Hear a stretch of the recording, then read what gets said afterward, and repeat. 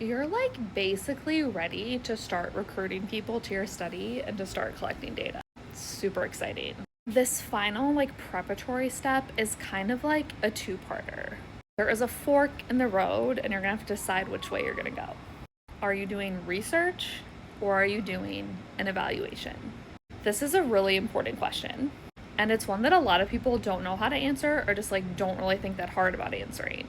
It matters because if you are doing research with people, human subjects research, you have to go through an institutional review board. You must engage in an IRB process. Them's the rules. I like to ask people like, are you doing big R research? Please see institutional review board. Or are you doing like little r research, in which case like you're probably doing an evaluation. Those aren't governed by institutional review boards. Go on your merry way. The difference is this. Big R research, the goal is to like contribute to the field, to contribute to like general knowledge. Whereas evaluation is more like internal, right? Like I have a question about if my program works well.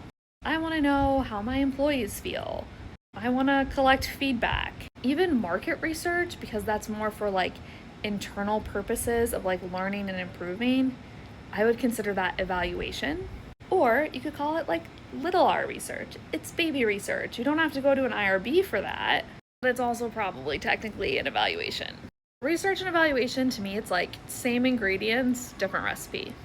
Here is the fork in the road. If you are doing big R research, your next step is going to be to go through an institutional review board.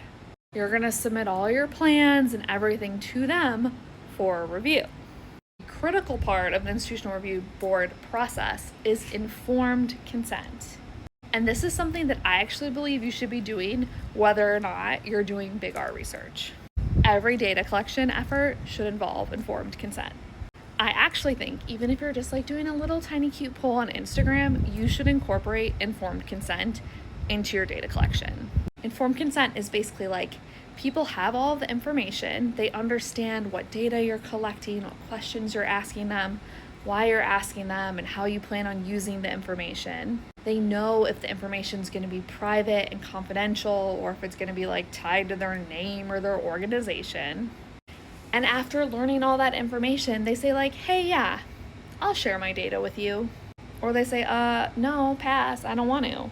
So that's your homework for today. Write out your statement for informed consent.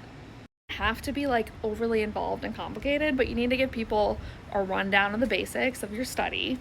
And you gotta talk about whether things are confidential, which means like you know how they responded, but you're not gonna put them on blast.